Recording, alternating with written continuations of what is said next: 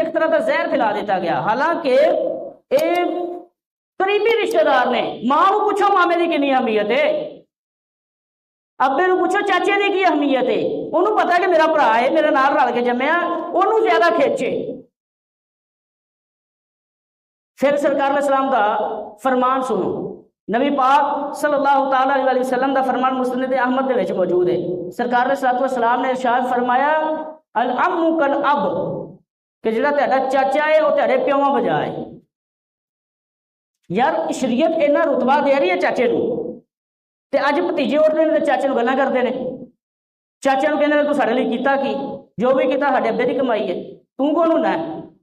बई? वो तुहाडा अब्बा बाद चों भरा पहले वे, वो भाई पहले वे, इस चीज नूं नहीं समझदे तुसीं। लेकिन पहले दे लोग सन वो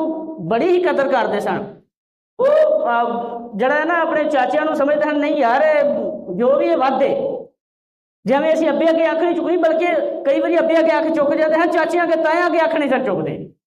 इन्नी हया हुंदी सीगी। लेकिन अज वालदा वालिद वो जड़ा ना कोई तरबियत ही इवें दी करदे ने कि वो जड़ा ना खुद ही अपनी औलाद नूं सिखाया जाता, नहीं है चाचा इनू नहीं जरा इहदे नाल जरा तुसीं वंड रखनी है, ए मामा जरा इहदे नाल थोड़ी वंड रखनी है तुसीं, ठीक है। उहदे विच कई वजूहात हो सकदियां ने, उहनां दे कई मफादात हो सकते हैं, लेकिन शरीयत का की हुक्म है कि शरीयत सानूं आंदी है कि असीं जिहड़ा है वो अपने कराबतदारां दे नाल, अपने रिश्तेदारां दे नाल हुस्न सलूक करिए, असीं उहनां दे नाल चंगा सलूक करिए। वेखो असीं चाचे की गल कीती, और जिवें बड़ा ही मशहूर वाकया है कि एक बंदा सी, उन्हें शराब पी गई, शराब पी के उन्हें फटा कर दिता, तो वह लाला लाला हो गई, तो हुण अब्बा उहदा तो कोल नहीं सी, चाचा कोलों लंघदा पिया सीगा। चाचे ने वेख्या तो उन्हें वेख के आख्या कि ओए बदबख्ता की करना है, नाले उन्हें कोई दो गालां कढ़ियां, नाले उन्हें कोई दो चपेड़ा मारियां, तो वह चला गया। उन्हें बेलियां ने बड़ा मजाक उड़ाया उनका, वो कहने लगे जा तू ही अल्लाह दे बंदा किसी काम का नहीं है, कल तेरा चाचा तेन चपेड़ा मार के लगे तो चौंक चो। उन्हें कहा यार तू यह कहना मैनू चपेड़ा मारियां ने, तो इस गल के उत्ते मैनू ताना देना है, ये नहीं वेखदा मारियां किने ने, वो मेरे प्यो का भरा है, वो मेरा चाचा है, उन्होंने हक है कि मैनू किते भी जाके चपेड़ा मार सकता, मेरा चाचा लगता है। इन्नी ज्यादा इज्जत, इन्नी ज्यादा हया। उन्हें कहा मैं शराब च जरूर सा, लेकिन मैं अपने होश नहीं सन खोए कि मैं अपने वड्डे नूं पहचान ना सका, कभी भी नहीं। तो चाचे की इन्नी मतलब कि हया, इन्नी इज्जत की जाती सी, लेकिन सोशल मीडिया ने तबाह कर दिता, मुआशरा तबाह कर दिता।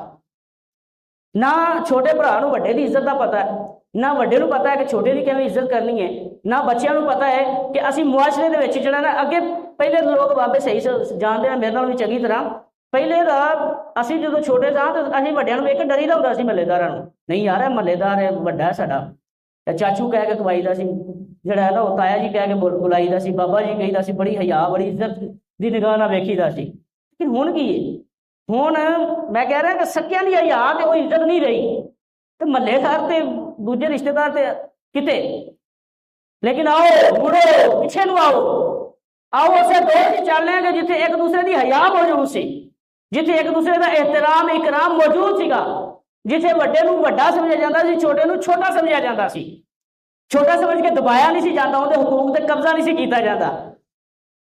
ते वड्डा वड्डे नूं उस इज्जत ते उस निगाह नाल वेखिया जाता सीगा कि उहदी जिहड़ी जुबान चों निकले अल्फाज सन पत्थर ते लकीर हुंदे सन, कि यार नहीं मेरे भरा ने गल कह दी तो इवें होना ही होना है, जो मर्जी हो जाए। अज तुसीं लड़ पे हो कोई मसला नहीं, मामे नाल लड़ पे हो, चाचे नाल लड़ पे हो, तुहाडा कख भी नहीं जाना, रिश्तेदारी खत्म हो गई, टुट गई। तुसीं चलो जी जो भतीजा सीगा चाचे नाल लड़ पिया, ठीक है, मामा सीगा भांजे नाल लड़ पिया, या किसी तरह भी लड़ाई हो गई, भैन भरावां की लड़ाई हो गई, बच्चों की वजह तो हो गई, किसी तरीके नाल भी लड़ाई हो गई, लेकिन कि कल नूं तुसीं अपने घर हो, अपने घर ने तुसीं उस भरा नूं पुछ सकदे हो जिहदा भरा जुदा हो गया कि उहदा किन्ना दिल करदा होवेगा कि मैं यार इहनूं मिलां। उस भैन नूं पुछ सकदे हो जिहदा भरा जुदा हो गया, उहदा किन्ना दिल करदा होवेगा कि मैं यार इहनूं मिलां, मैं इहदे नाल गल करां, ठीक है। वो ना चाहते होया भी मुआशरा सानूं साडे मतलब कि रिश्तियां दे विच पूरी दीवार बन जांदा है, वो भी शीशा पलाई कि असीं एक दूसरे नूं कोल कह के भी नहीं बुला सकदे।